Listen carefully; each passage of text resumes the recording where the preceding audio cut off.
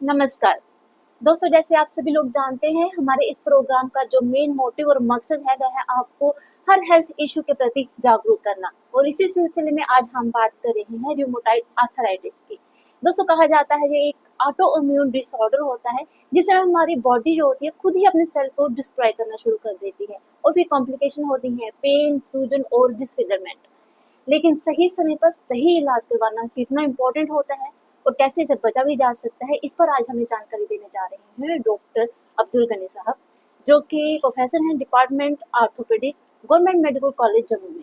Sir, आपका हमारे programme में स्वागत है। बहुत बहुत शुक्रिया आनंद जी, बहुत बहुत शुक्रिया। वेलकम का बड़ा शुक्रिया, thank you sir. Rheumatoid arthritis की अगर बात की जाए, वैसे तो कहा जाता है कि जो आर्थराइटिस होते हैं वो 102 से भी ज्यादा आर्थराइट जो है वो लोगों में देखे जाते हैं। लेकिन आज हम बात करेंगे रूमेटॉइड आर्थराइटिस की। सर, क्या होता है, क्या लक्षण लेके लोग आपके पास पहुंचते हैं? वेल बेसिकली ये होता है कि रूमेटॉइड आर्थराइटिस एक तो बताना चाहूँगा बड़ी कॉमन प्रॉब्लम है जी।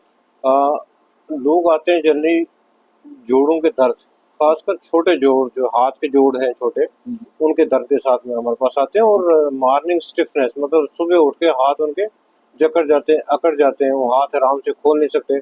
जैसे जैसे थोड़ा सा वो एक्टिविटी करते हैं तो हाथ बेटर होते हैं। सोजिश होती है और कभी कभी उनको डिफिकल्टी होती है काम करने की। तो अगर वो ट्रीटमेंट प्रॉपरली ना हो, निगलेक्ट हो, तो काफी डिफॉर्मिटी, डिसफिगरमेंट जैसे आपने कहा वैसे भी हो सकता है, प्रोड्यूस हो सकती है। सर, आपसे ये जानना चाहते हैं कि हमारी जो बॉडी होती है, इम्यून सिस्टम में बदलाव के क्या कारण होते हैं? मिसफायर क्यों होता है? हमारी बॉडी अपने ही सेल को जो डिस्ट्रॉय करना शुरू हो जाती है। बिल्कुल बिल्कुल, बेशक। I think pathology exactly problem क्या होती है, जो राइटली आपने बताया कि अपनी बॉडी अगेंस्ट सेल प्रोड्यूस करती है और एक आपका बॉडी का जो बैलेंस है वो बिगड़ता है। रीजन उसका क्या है, एग्जैक्ट रीजन बताना, पिन पॉइंट करना बड़ा मुश्किल होता है। जेनेटिक रीजन भी होते हैं, जेनेटिक प्रीडिस्पोजिशन होता है, जिसको किसी को मदर को या फादर को, जनरली लेडीज में ये चीज ज्यादा पाई जाती है और यंग लेडीज में ये ज्यादा पाई जाती है। जेनेटिक प्रीडिस्पोजिशन है, इनहेरिटेंस में आता है। देन वायरल इन्फेक्शन का भी होता है, उसकी वजह से प्रीडिस्पोजिशन होता है, या कोई और फैक्टर भी, कभी कभी ऑटो इम्यून डिजीज कहते हैं उसको, खुद ही सेल्फ डिस्ट्रक्टिव वो बन जाती है। या मोस्टली रीजन एग्जैक्ट स्पेसिफाई करना रीजन बड़ा मुश्किल होता है। नंबर 2, इसमें ये होता है कि एज सच अगर हम पिन पॉइंट करें कोई डाइटरी काज या कुछ इस तरह, वैसा नहीं है पर्टिकुलर, किसी भी रीजन से ये हो सकता है। जी जी। सर, आपने कहा कि इन कारणों से हो सकता है, और जैसे आपने कहा कि जो जेनेटिक प्रीडिस्पोजिशन है हमारी बॉडी में रहती है, लेकिन वो डेवलप तभी होती है जब उन्हें एक वैसा माहौल मिल जाता है। तो कहीं ना कहीं हमारी जो लाइफस्टाइल है वो ज्यादा इसमें इन्वॉल्व हो जाती है। Sir, lifestyle directly I won't say कि मतलब एक पर्टिकुलर लाइफस्टाइल रखोगे तो उससे ये चीज ज्यादा होगी। डायरेक्टली लाइफस्टाइल का रूमेटॉइड आर्थराइटिस से बड़ा ज्यादा रिलेशन नहीं है। हैविंग सेड दैट, आपका बैलेंस फूड, अपनी इम्यूनिटी प्रोटेक्ट करना जितना भी बिल्डअप हो वो ज्यादा बेटर है। 2 रीजन से, एक कुछ हद तक ना होगी चीज, दूसरी बात खुदा न खास्ता हो जाए तो उसको कोप करना ज्यादा आसान होगा। जी, कहीं ना कहीं जो कुछ ट्रिगर हैं जो हो जाते हैं। सर, डायग्नोज करना, आपने कहा पिन पॉइंट नहीं किया जा सकता कि किस कारण हुआ है, डायग्नोज कैसे बनता है कि रूमेटॉइड आर्थराइटिस ही है? डायग्नोसिस जैसे किसी भी बीमारी का और रूमेटॉइड आर्थराइटिस इन पर्टिकुलर, हम 3 फैक्टर लेके चलते हैं। पहले हम हिस्ट्री पूछते हैं, पेशेंट को बताते हैं, पूछते हैं कि कब से प्रॉब्लम शुरू हुई, क्या क्या लक्षण है उसके, सिम्टम्स क्या है। उसके बाद एग्जामिनेशन करते हैं, पेशेंट को हाथ लगा के देखते हैं कि पेशेंट का क्या प्रॉब्लम है, दर्द कहाँ है, टेंडरनेस जिसको कहते हैं, बाकी मूवमेंट्स में रिस्ट्रिक्शन है, कोई डिफॉर्मिटी तो नहीं डेवलप हो रही।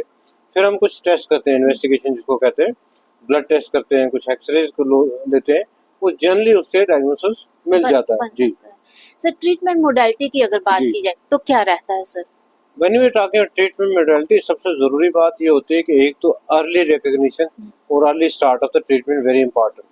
फॉर रीजन उसका ये है कि अगर आप लेट उसको डायग्नोसिस कर रहे हो, लेट ट्रीटमेंट स्टार्ट कर रहे हो, तो इसका जॉइंट डिस्ट्रॉय हो जाते हैं। तो जब एक बार जॉइंट डिस्ट्रॉय होते हैं तो उसका दोबारा रिकवरी जो है वो नहीं होती, वो परमानेंट शेप, ओरिजिनल शेप में नहीं होता।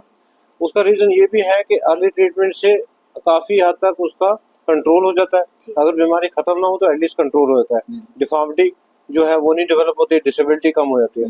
दूसरा, इसका ये बताना चाहूंगा कि प्रोग्रेस का कोर्स, इसका 3 किस्म का प्रोग्रेस का कोर्स होता है। 1/3 1/3 1/3 करके होता है। 30% पेशेंट ऐसे होते हैं जो अनफॉर्चुनेटली बड़ा ज्यादा प्रोग्रेस करते हैं, even at time despite of the treatment.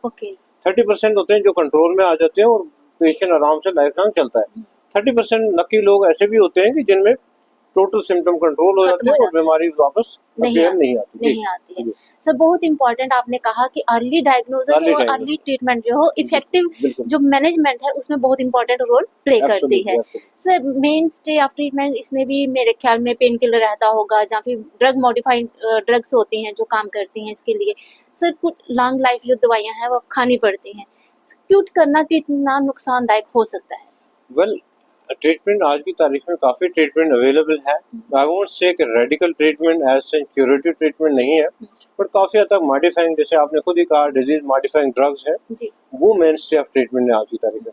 Pain killer हम थोड़ी देर के लिए देते हैं जब अक्यूट फेज हो। इसमें फेजेस होते हैं, कभी ऊपर होता है कभी नीचे होता है। खासकर जब सर्दियों में या कभी फ्लेयर अप जिसको कहते हैं, सिम्टम ज़्यादा हो गए, स्वेलिंग ज़्यादा होगी, पेन बढ़ गई, बॉडी की एक्टिविटी कम होगी, वो टाइम ज़रूरी है कि आप हिट हार्ड करते हो विद पेन किलर, और कभी कभी इसमें स्टेरॉइड भी देने पड़ते हैं। Okay, not necessarily steroid is only treatment. वो स्टेरॉइड कभी कभी प्रिस्क्राइब करने ज़रूरी हो जाते हैं, और उसमें ये भी नहीं अप्रीहेंशन होनी चाहिए कि स्टेरॉइड बड़ा गलत है। जी, जहाँ ज़रूरत है देनी है, वहाँ खानी पड़ेगी। ऑब्वियसली ऑब्वियसली क्वालिफाइड डॉक्टर देगा, रिकमेंडेड डोज ड्यूरेशन में देगा तब। मेन स्टे ऑफ ट्रीटमेंट, जैसे मैंने कहा, डिजीज मॉडिफाइंग ड्रग रहती है, जैसे एक मिथोट्रेक्सिड ड्रग होती है, कभी कभी वो लाइफ लॉन्ग भी खानी पड़ती है, बट उसका मॉनिटरिंग ज़रूरी है ताकि कोई साइड इफेक्ट ना हो, जैसे कोई ब्लड में साइड इफेक्ट ना हो या कोई और साइड इफेक्ट ना हो, ताकि उसको मॉनिटर हो जाए। तो कहीं न जी, कहीं जब ट्रीटमेंट चल रहा है फॉलो अप में रहना बहुत बिल्कुल ज़्यादा बिल्कुल, इम्पोर्टेंट बेशक। होता है। सर एक मंत्रा क्या देंगे कि अगर जेनेटिक है हमारे में कोई चीज़ तो वो एग्रीवेट ना करे, ट्रिगर ऐसे जो हैं वो अवॉइडेबल हो सकते हैं, रिस्क फैक्टर जो हैं वो अवॉइडेबल हो सकते हैं। एक छोटा-सा मैसेज क्या देंगे सर आप? मैसेज सबसे ज़रूरी ये है कि स्पेशली जिन लोगों में, जिनकी फैमिलीज में पहले कोई इस तरह की प्रॉब्लम है, जैसे ही उनको कोई जॉइंट सिम्टम्स आए तो अर्ली डायग्नोसिस बड़ा ज़रूरी है। वो इमीडिएटली डॉक्टर के पास जाएं, अपने टेस्ट जो भी रिक्वायर्ड हैं वो करवाएं, और जो भी ट्रीटमेंट रिकमेंडेड है वो शुरू करें, और ट्रीटमेंट इन बिटवीन ब्रेक ना करें बगैर डॉक्टर की एडवाइस के, और अपने मॉनिटरिंग भी करें, रेगुलर फॉलो अप चाहिए उसको। साइमल्टेनियसली साइकोलॉजिकली अपने आप को ठीक रखें, पॉजिटिव स्टे करें, बड़ा ज़्यादा नेगेटिविटी ना करें, बिकॉज नेगेटिविटी से और फ्लेयर अप होता है। बैलेंस डाइट रखें, रेगुलर एक्टिविटीज़ में शामिल हों, अपनी नॉर्मल लाइफ जिएं, ताकि आपको डिफॉर्मिटी, डिसेबिलिटी कंडीशन ना बने। Thank you. जी, सर आपने जी, महत्वपूर्ण जानकारी दी हमें रिबोटाइड आर्थराइटिस हमें अगर है तो हमारा इलाज हो और अगर नहीं है तो उसे बचा जा सके इस पर आपने बहुमूल्य जानकारी दी। आपका बहुत-बहुत थैंक यू शुक्रिया। Thank you thank you welcome Anu sir. जी, बहुत बहुत शुक्रिया, जी। थैंक्स अ लॉट, शुक्रिया, तो दोस्तों थैंक यू। डॉक्टर साहब हमें बता रहे थे कि जो जानकारी होती है वो बहुत बहुमूल्य होती है। हमेशा जागरूक रहें अपने स्वास्थ्य को लेकर और दूसरों को भी करें क्योंकि सही समय पर सही इलाज मिलना आपकी जो क्वालिटी ऑफ लाइफ है उसको इम्प्रूव कर सकता है। आप खुश और स्वस्थ रह सकते हैं। इस प्रोग्राम में इतना ही। अगले अंक में फिर हाजिर होंगे किसी और विषय के साथ।